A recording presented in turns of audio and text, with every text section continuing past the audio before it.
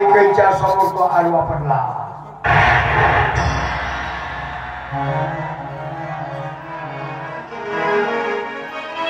कैकेयी म्हणाले, काय नाटक करतोस तू? बोल ना, बोल ना. दे ना माझे 2 वर. 14 वर्षे रामाला बनवात आणि माझ्या भरताला राज्याशी आजार. हे नाटक करतोस काय तू?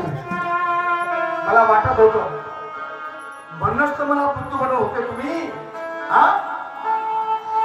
शेवटी तिचे ते असे कठोर शब्द राजा दशरथाच्या हृदयाला झोंबले. राजा दशरथ कोलमडून खाली पडलेला आहे. इकडे सारी तयारी राज्याभिषेकाची तयारी झालेली आहे.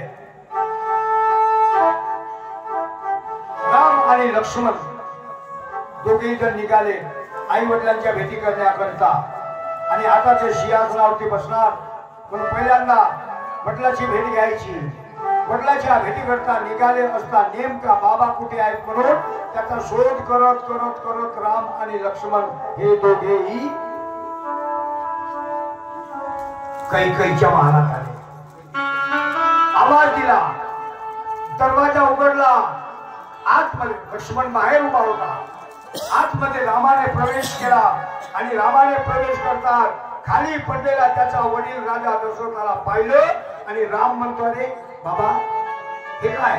आई हे काय घडलं? कैकेयी म्हणाली, रामा याला विचार, याला.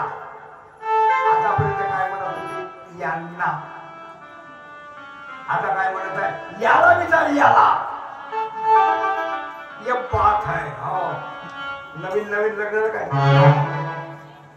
मग हा मूर्ख माणूस, हा पदभ्रष्ट आहे, हा बोललेले शब्द पाळत नाही आणि आज मी नाटक करत आहे. हा या ठिकाणी गोलमडून पडलेला आहे. राम म्हणतो, आई थोडं सबुरीनं घे. काय काय बोलत आहेस म्हणे माझ्या समोर? बोलू नको तर काय करू? हा वचनाला मोडणारा माणूस आहे, त्याच्यात माणुसकी राहिली नाही.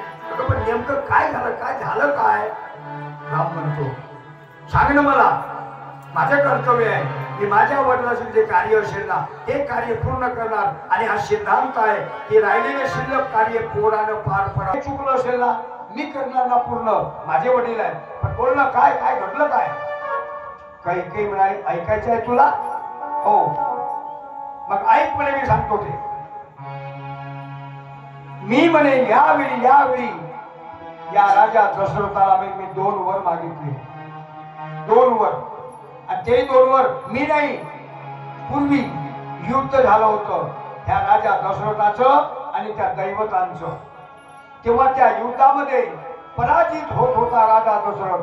मात्र मी त्याच्या रथाचा चाक निघाला असताना तो आश मी माझ्या खांद्यावरती घेतला आणि त्यामुळे राजा दशरथाने तो विजय प्राप्त केला.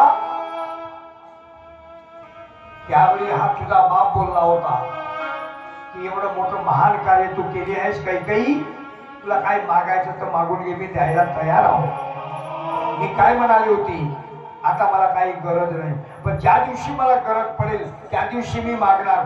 आज मला गरज पडाली म्हणून मी यांना मागितलं. कोणतं 2? माझे 2 वर आहे. पहिला वर भरताला राजेशी असणार आणि रामा तुला 14 वर्षे वनवास. राम म्हणाला, एवढीशी गोष्ट आणि एवढीशी गोष्टीला बाबा खाली पडले. दशरथाच्या जवळ गेला राम आणि दशरथाच्या जवळ जाऊन बसून रामाला दशरथाला म्हणतो, बाबा ह्या एवढ्या गोष्ट तुम्ही कोलमडून पडलेल्या एवढ्या गोष्टीसाठी तुमचे हे दोन्ही वचन मी पूर्ण करेन. मी पूर्ण करेन. का? मी तुमचा ज्येष्ठ पुत्र आहे आणि ज्येष्ठ पुत्राचं कर्तव्य आहे की आपल्या वडिलांचं राहिलेले काम पूर्ण करावं. मी करणार, तुम्ही चिंता करू नका. सावध व्हा, सावध व्हा, सावध व्हा. राम निघाला. 14 वर्षाचा वनवास आणि भरताला राज्यसिंहाचा अधिकार.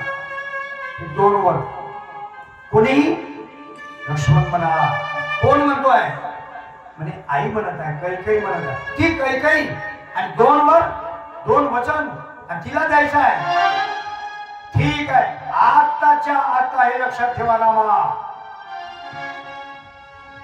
तुझ्या वाचून तुझ्या शिवाई या सिंहासनावर आता कोण बसणार तोच मी पाहणार.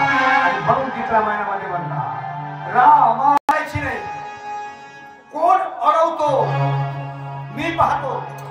रामा तुझ्या शिवाई जर कोणी दुसरा या सिंहासनावर जर बसला ना त्याला त्या मनुष्य बाणानं जिवंतच मारून टाकणार.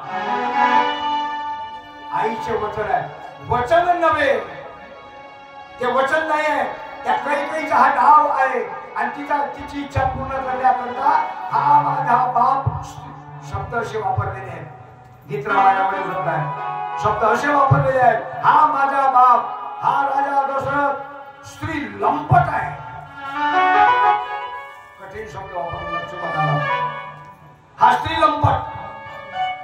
त्या स्त्रीच्या मागे लागून आज म्हणे पवित्र अशा रामाला त्याच्या हक्कापासून दूर करतो आहे.